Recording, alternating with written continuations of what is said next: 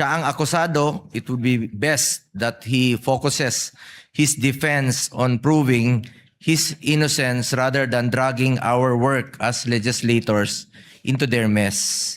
Dinamay pa nga kami ni Senator Robin. Sa anumang listahan na yan, pakiklaro lang po na napakaraming listahan talaga ng proyekto na dapat aksyonan ng DPWH sa ngayon. Pero hindi ito nangangahulugan na konektado po ito sa flood control o korupsyon. So bago lagyan ng kulay ang pagbanggit ng pangalan ko ni Senator Robin sa kanyang testimonya, bigyan sana ng tamang konteksto dahil mula noon hanggang ngayon, wala naman tayong ibang pakay kundi magtrabaho at magserbisyo lang po sa ating mga kababayan, lalong-lalo na po yung mga nangangailangan. At yung mga lugar na nangangailangan, yun talagang gusto nating unang matulungan. Ang aking pagrepresenta at pagbigay boses sa taong bayan ay mandato ko po.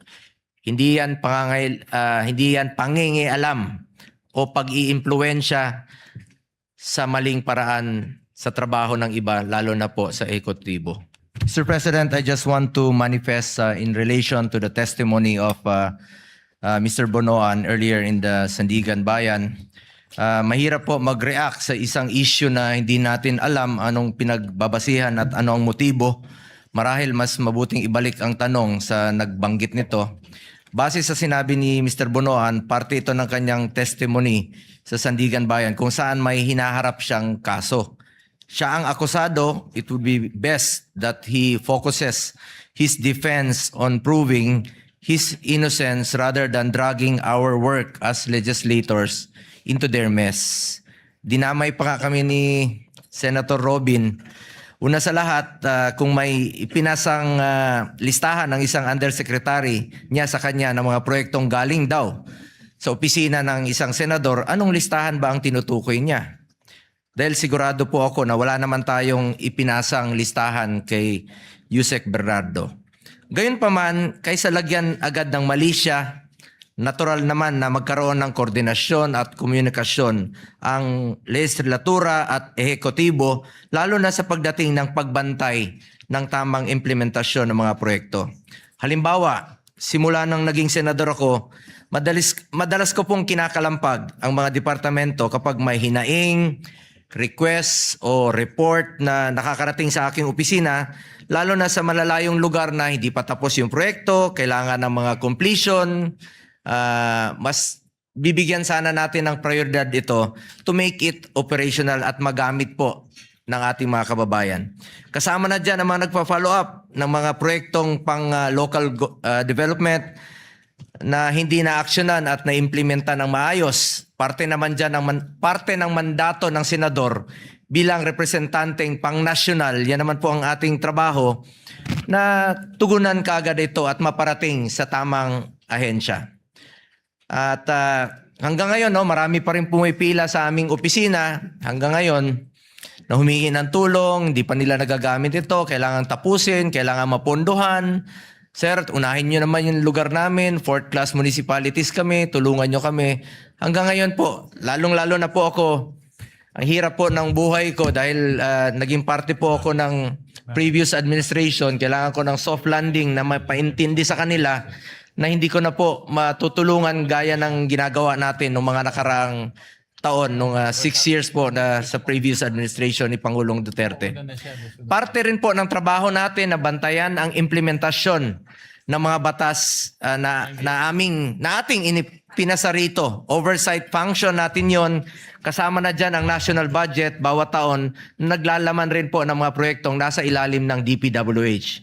May mga tinatawag na continuing projects na kailangang mapondohan.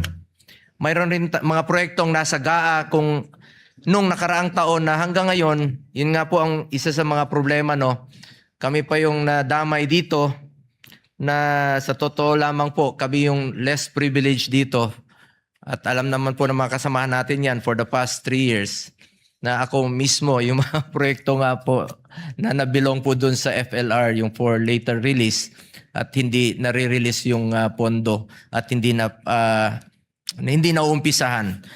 Ibig sabihin yan, ako po yung kami, yung mga less privileged dito sa Senado, as early as 2023, yung mga proyekto ko po ay yung mga amendments natin hindi pa nare-release dahil identified po ako sa nakaraang administrasyon. At ganoon naman talaga ang buhay. Sa anumang unang-una po sa anumang listahan na yan, pakiklaro lang po na napakaraming listahan talaga ng proyekto na dapat aksyonan ng DPWH sa ngayon. Pero hindi ito nangangahulugan na konektado po ito sa flood control o korupsyon.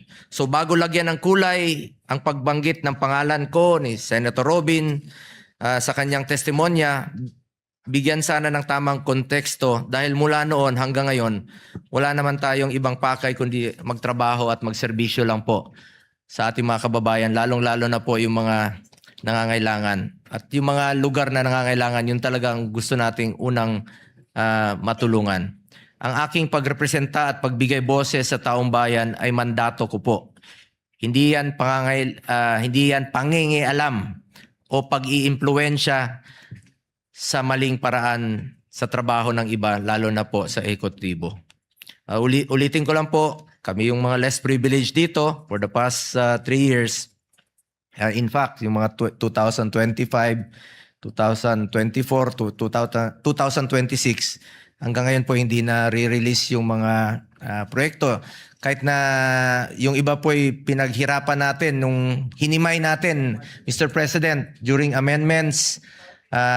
Open naman po yan dito, yung mga amendments natin nung nakarang budget deliberation ay dumaan po yan sa inyo. Pinag-aralan natin, pinagsusian ng mabuti. At hanggang ngayon po yung iba ay hindi pa po na re-release at hindi pa napapakinabangan ng ating mga kababayan. Gayunpaman, hindi ito naging hadlang para ipaglaban kung ano ang tama at nararapat para sa taong bayan.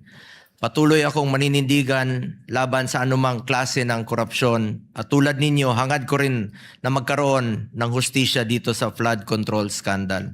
Panagutin ang dapat managot na walang halong kulay o politika. Dapat lumabas at manaig ang katotohanan. Maraming salamat po, Mr. President.